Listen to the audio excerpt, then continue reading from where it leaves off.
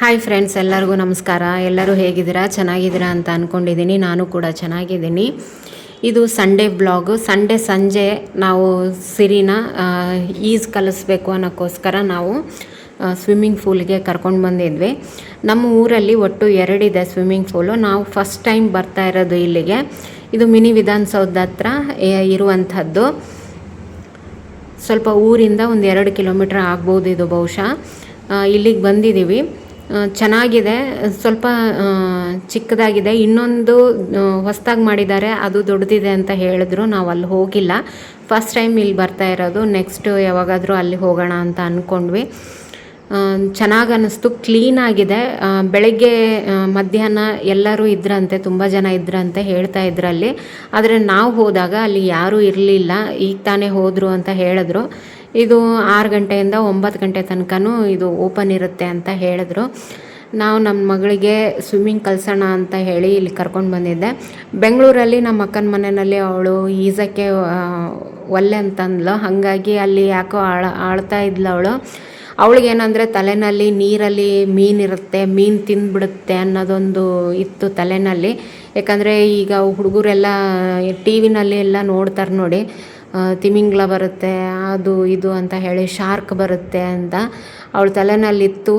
ಮೊದಲು ಅವಳು ಈ ಥರ ಸ್ವಿಮ್ಮಿಂಗ್ ಪೂಲಲ್ಲಿ ಆಟ ಆಡಿದ್ದಾಳೆ ಮೊದಲೆಲ್ಲ ಬೆಂಗಳೂರಲ್ಲಿ ಅಕ್ಕನ ಮನೆಯಲ್ಲಿ. ಆಮೇಲಿಂದ ಅವಳಿಗೆ ಒಂದು ಸ್ವಲ್ಪ ಅಂಜಿಕೆ ಇತ್ತು, ಹಂಗಾಗಿ ಆಡ್ತಿರ್ಲಿಲ್ಲ. ಬಟ್ ಈಗ ಮತ್ತೆ ಅಂಜಿಕೆ ಹೋಗಿದೆ, ಹಂಗಾಗಿ ಇಲ್ಲಿ ಕರ್ಕೊಂಡು ಬಂದಿದ್ದೀವಿ. ಅವಳಿಗೆ ಈಗಲಿಂದನೇ ಸ್ವಲ್ಪ ಸ್ವಿಮ್ಮಿಂಗ್ ಎಲ್ಲ ಕಳ್ಸೋಣ ಅಂತ ನಮ್ಮನೆಯವರು ಅವಳಿಗೆ ಸ್ವಿಮ್ಮಿಂಗ್ ಕಲಿಸ್ತಾ ಇದ್ದಾರೆ. ಇದು ಸಣ್ಣದೊಂದು ಸ್ವಿಮ್ಮಿಂಗ್ ಪೂಲ್ ಇದೆ ಇಲ್ಲಿ, ಮಕ್ಳಿಗಂತಲೇ ಇರೋದು. ಪಕ್ಕದಲ್ಲಿ ಇನ್ನೊಂದು ಇದೆಯಲ್ಲ ದೊಡ್ಡದು, ಅದು ದೊಡ್ಡವರಿಗೆ ಅಂತ. ಅದು ಸ್ಲೋಪ್ ಇದೆ, ಹೋದಂಗೆ ನಮಗೆ ದೊಡ್ಡವ್ರಿಗೆ ಸರಿ ಹೋಗುತ್ತದು, ಆ ಥರ ಇದೆ ಸ್ವಿಮ್ಮಿಂಗ್ ಪೂಲು. ಇದು ಚಿಕ್ಕ ಮಕ್ಕಳಿಗೆ, ನಮ್ಮ ಸಿರಿಯಷ್ಟು ಏಜ್ನವ್ರಿಗೆ ಇದು ಸರಿ ಹೋಗುತ್ತೆ. ಅವಳಿಗೇನಂದರೆ ನೀರು ಭಾಳ ಇಷ್ಟ. ಬೆಳಗ್ಗೆಯಿಂದ ಅಂದ್ಲು, ನಾನು ಬಿಸಿಲು ಜಾಸ್ತಿ ಇರಲಿಲ್ಲ ಹಾಗಾಗಿ ಅವಳನ್ನ ಕಳ್ಸೋಕ್ಕೆ ಇಷ್ಟಪಟ್ಟಿರಲಿಲ್ಲ. ಆದರೆ ಅವಳು ಬಿಡಲೇ ಇಲ್ಲ, ಸ್ವಿಮ್ಮಿಂಗ್ ಪೂಲಿಗೆ ಹೋಗೋಣ ಅಂತ ಹೇಳಿ ಇಲ್ಲಿಗೆ ಕರ್ಕೊಂಡು ಬಂದಳು. ಕೊನೆಗೂ ಫೈನಲ್ ಆಗಿ ಅವಳು ಬಂದಳು. ತುಂಬ ಎಂಜಾಯ್ ಮಾಡಿದ್ಲು ಅವಳು ಕೂಡ.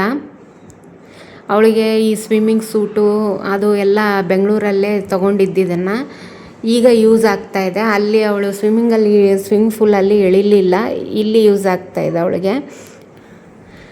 ಅವರ ಅಪ್ಪನ ಜೊತೆಗೆ ತುಂಬ ಚೆನ್ನಾಗಿ ಎಂಜಾಯ್ ಮಾಡಿದ್ಲು. ಅವರು ಕೂಡ ಒಂದು ಸ್ವಲ್ಪ ಹೇಳಿಕೊಟ್ರು ಅವಳಿಗೆ.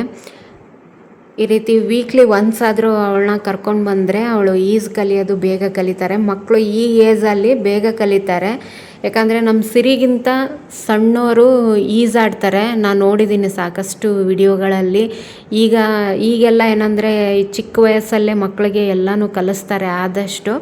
ಆದರೆ ಏನಂದರೆ ಫೋರ್ಸೆಬಲಿ ಯಾವುದೂ ಕಲಿಸ್ಬಾರ್ದು ಅಂತ ಅನ್ನೋದು ನನ್ನದೊಂದು ಒಪಿನಿಯನ್ನು. ಅವ್ರು ಇಷ್ಟಪಟ್ಟರೆ ಮಾತ್ರ ಕಲಿಸ್ಬೇಕು. ಈಗ ನೋಡಿ, ದೊಡ್ಡ ಸ್ವಿಮ್ಮಿಂಗ್ ಪೂಲಿಗೆ ಕರ್ಕೊಂಡು ಬಂದಿದ್ದಾರೆ ನಮ್ಮ ಮನೆಯವರು. ಅದು ಅವಳಿಗೆ ನಾವು ಕೈಗೆ ಹಾಕಿದ್ದೀವಲ್ಲ, ಅದು ಹಾಕೋದ್ರಿಂದ ಮುಳುಗಲ್ಲ, ಆ ಥರದ್ದನ್ನು ತೊಗೊಂಡು ಬಂದಿದ್ದೆ ನಾನು. ಇನ್ನೊಂದು ರಿಂಗ್ ಸಿಗುತ್ತೆ, ಅದನ್ನೊಂದು ತೊಗೋಬೇಕು ಅವಳಿಗೆ. ಹಾಗೆ ನೋಡಿ, ನಮ್ಮ ಮನೆಯವರು ಅವಳನ್ನ ಮೇಲೆ ಕೂಡಿಸ್ಕೊಂಡು ಹೋಗ್ತಾಯಿದ್ಲು. ನಮ್ಮ ಮನೆಯವ್ರು ಹೇಳ್ತಾಯಿದ್ರು, ನಾವೆಲ್ಲ ಕೆರೆಯಲ್ಲಿ ಈಜಾಡ್ತಾ ಇದ್ವಿ, ಅವರಪ್ಪ ಅವ್ರನ್ನ ಈ ರೀತಿ ಬೆನ್ನಿಗೆ ಹಾಕೊಂಡ್ಬಿಟ್ಟು ಈಜ್ತಿದ್ರು ಅಂತ ಹೇಳ್ತಾಯಿದ್ರು. ಕೆಲವೊಂದು ನೆನಪುಗಳು ನೆನಪಾಗ್ತಾ ಇರುತ್ತೆ, ಹಿಂದಿನ ನೆನಪುಗಳೆಲ್ಲ. ಅವರ ಬಾಲ್ಯ, ಈಗ ನಮ್ಮ ಮಕ್ಕಳ ಬಾಲ್ಯ ನೋಡಿದ ತಕ್ಷಣ ನಮ್ಮ ಬಾಲ್ಯ ನೆನಪಾಗೋದು ಸಹಜ ಅಲ್ಲ. ಹಾಗಾಗಿ ಈಗ ನೋಡಿ, ನಮ್ಮ ಮನೆಯವರು ನಿಂತರೆ ಅಷ್ಟು ನೀರಿದೆ, ಅಷ್ಟೇ ನಿಂತ್ಕೊಂಡಿದ್ದಾರೆ ಅವರು. ಈಗ ಅಷ್ಟು ನೀರಿದೆ ಅಷ್ಟೇ, ಜಾಸ್ತಿ ಏನು ನೀರಿಲ್ಲ. ಆಮೇಲೆ ಕ್ಲೀನ್ ಕೂಡ ಇದೆ, ಚೆನ್ನಾಗಿದೆ ಇದು. ಅಲ್ಲಲ್ಲಿ ಒಂದು ಸ್ವಲ್ಪ ಎಲೆಗಳು ಬಿದ್ದಿದೆ, ಯಾಕಂದರೆ ಸುತ್ತಲೂ ಗಿಡ ಹಾಕಿದ್ದಾರೆ ಅವರು. ಒಂಚೂರು ಎಲೆಗಳು ಬಿದ್ದಿದೆ, ಅವರು ಅವಾಗಿಂದವಾಗೆ ಅಲ್ಲಿ ತೆಗಿತಾ ಇದ್ದರು. ಯಾಕಂದರೆ ಅಷ್ಟು ಚೆನ್ನಾಗಿ ಕಾಣಲ್ಲ ಅಲ್ಲ ಇಲ್ಲಾಂದರೆ, ಹಾಗಾಗಿ. ಇದು ಒಬ್ಬರಿಗೆ 100 ರೂಪಾಯಿ ಫೀಸ್ ಇದೆ ಇದರದ್ದು. 1 ಗಂಟೆಗೆ 100 ರೂಪಾಯಿ ಅಂತ ಹೇಳಿದ್ರು ಅವರು. ಚಿಕ್ಕವ್ರಿಗೂ ಅಷ್ಟೇ ದುಡ್ಡು, ದೊಡ್ಡವ್ರಿಗೂ ಅಷ್ಟೇ ದುಡ್ಡು. ಹಾಗೆ ಈ ಎಲೆಗಳನ್ನೆಲ್ಲ ನೋಡಿ ಈ ರೀತಿಯಾಗಿ ತೆಗಿತಾಯಿದ್ರು. ಅಷ್ಟು ಅವರು ತೆಗೆದುಬಿಟ್ಟು ಹೋದರು. ಆದರೆ ನಾವು ಹೋದಾಗ ಯಾರೂ ಇರಲಿಲ್ಲ ಅಲ್ಲಿ, ಅದೊಂದು ಪ್ಲಸ್ ಪಾಯಿಂಟ್ ಆಯಿತು ಅವಳಿಗೆ. ಸ್ವಲ್ಪ ಫಸ್ಟ್ ಡೇ ಅಲ್ಲ, ಹಾಗಾಗಿ ನೆಕ್ಸ್ಟ್ ಟೈಮ್ ಅವಳನ್ನ ಬೆಳಗ್ಗೆ ಈಗ ಒಂದು ಸ್ವಿಮ್ಮಿಂಗ್ ಫೂಲಲ್ಲಿ ಏನಂದರೆ ಒಂದು ಬೆಳಗ್ಗೆ ಸ್ವಿಮ್ಮಿಂಗ್ ಮಾಡಬೇಕು, ಇಲ್ಲಾಂದರೆ ಸಂಜೆ ಮಾಡಬೇಕು. ಯಾಕಂದರೆ ಇದ್ರೊಳಗಡೆ ಒಂದು ಪೌಡ್ರ್ ಹಾಕಿರ್ತಾರೆ, ಅದಕ್ಕೆ ಹೆಸ್ರೇನು ಹೇಳ್ತಾರೆ ನೆನಪಾಗ್ತಿಲ್ಲ ನನಗೆ. ಆ ಪೌಡ್ರು ಇದರಲ್ಲಿ ಮಿಕ್ಸ್ ಮಾಡೋದ್ರಿಂದ ಸ್ಕಿನ್ನು ಸ್ವಲ್ಪ ಟ್ಯಾನ್ ಆದಂಗೆ ಆಗುತ್ತೆ. ಹಾಗಾಗಿ ಆದಷ್ಟು ಈ ಸ್ವಿಮ್ಮಿಂಗ್ ಫೂಲಿಗೆ ಬರೋಕ್ಕಿಂತ ಮುಂಚೆ ಮುಖಕ್ಕೆ, ಕೈಗೆ, ಕಾಲಿಗೆ ಏನಂದರೆ ಮಾಯ್ಶ್ಚರೈಸರ್ನ ಹಚ್ಕೊಂಬರ್ಬೇಕಾಗತ್ತೆ. ಮಾಯ್ಶ್ಚರೈಸರ್ ಹಚ್ಕೊಂಡ್ರೆ ಸ್ಕಿನ್ ಅಷ್ಟು ಟ್ಯಾನ್ ಆಗಲ್ಲ. ಆಮೇಲೆ ಇಲ್ಲಿಂದ ಹೋದ್ಮೇಲೆ ನಾನು ಮತ್ತೆ ಅವಳಿಗೆ ಒಂದು ಸರಿ ಚೆನ್ನಾಗಿ ಸ್ನಾನ ಮಾಡಿಸಿದೆ. ಇದು ಪೌಡ್ರು ಅಷ್ಟು ಒಳ್ಳೆಯದಲ್ಲ. ಹಾಗೆ ಎಲ್ಲ ಮುಗಿಸ್ಕೊಂಡ್ರೆ ಸ್ವಿಮ್ಮಿಂಗ್ ಎಲ್ಲ ಆಡಿ ಆದಮೇಲೆ ಇಲ್ಲಿ ಇದೇ ಸ್ವಿಮ್ಮಿಂಗ್ ಫೂಲಲ್ಲೇ ಒಂದು ಗಿಡ ಇತ್ತು, ಹುಲಿ ಹಣ್ಣು ಅಂತ ಹೇಳ್ತಾಯಿದ್ರು ನಮ್ಮ ಮನೆಯವರು.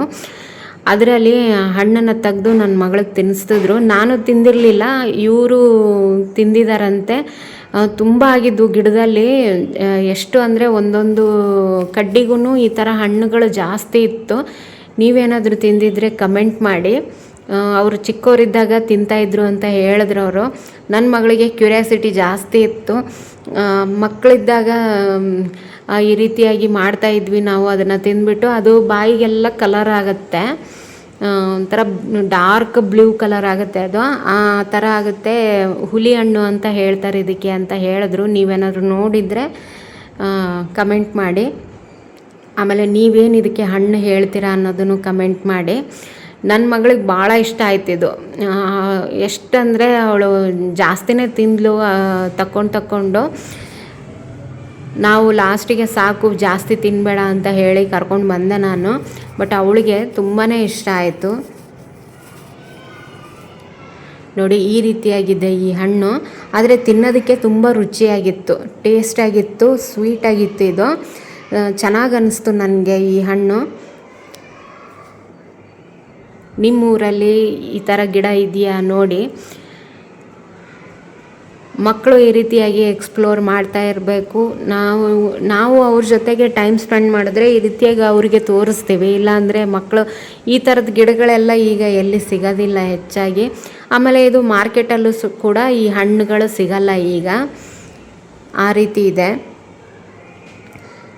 ನನ್ನ ಮಗಳಂತೂ ತಗೊಂಡು ಇದನ್ನು ತಿಂತಾ ಇದ್ಲು. ನೋಡಿ ಅವಳ ಬಾಯಿ, ಹಲ್ಲು ಯಾವ ರೀತಿ ಕಲರ್ ಬಂದಿದೆ ಅಂತ.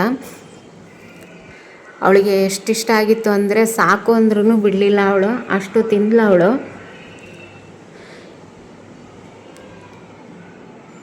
ಇದಿಷ್ಟು ತಿಂದಾದಮೇಲೆ ಮನೆಗೆ ಹೋದ್ವಿ ನಾವು. ಇಲ್ಲಿಂದ ಮನೆಗೆ ಹೋಗ್ಬಿಟ್ಟು ಅವಳಿಗೆ ಸ್ನಾನ ಎಲ್ಲ ಮಾಡಿಸಿ ಮತ್ತು ರೆಡಿ ಮಾಡಿದೆ ನಾನು. ರೆಡಿ ಮಾಡಿಸ್ಬಿಟ್ಟು ಅವಳಿಗೆ ಉಪ್ಪಿಟ್ಟು ಮಾಡಿದ್ದೆ. ಸಂಜೆಗೆ ಉಪ್ಪಿಟ್ಟು ತಿಂದಳು. ಇವತ್ತಿನ ದಿನ ನಮ್ಮದು ಈ ರೀತಿಯಾಗಿ, ದಿನ ಅಲ್ಲ ಸಂಜೆ, ಇವತ್ತಿನ ಸಂಜೆ ನಮ್ಮದು ಈ ರೀತಿಯಾಗಿ ಹೋಯಿತು. ಈ ವಿಡಿಯೋ ಇಷ್ಟ ಆಗಿದ್ದರೆ ಒಂದು ಲೈಕ್ ಮಾಡಿ ಫ್ರೆಂಡ್ಸ್. ಇನ್ನೂ ತನಕ ನನ್ನ ಚಾನಲ್ ಸಬ್ಸ್ಕ್ರೈಬ್ ಮಾಡ್ಕೊಂಡಿಲ್ಲ ಅಂದರೆ ದಯವಿಟ್ಟು ಸಬ್ಸ್ಕ್ರೈಬ್ ಮಾಡಿಕೊಂಡು ವಿಡಿಯೋಗಳನ್ನು ನೋಡಿ ಸಪೋರ್ಟ್ ಮಾಡಿ ಅಂತ ಹೇಳ್ತೀನಿ. ಥ್ಯಾಂಕ್ ಯು ಫ್ರೆಂಡ್ಸ್, ಬಾಯ್. ಮತ್ತು ನಿಮಗೆ ನೆಕ್ಸ್ಟ್ ವ್ಲಾಗಲ್ಲಿ ಸಿಗ್ತೀನಿ ನಾನು.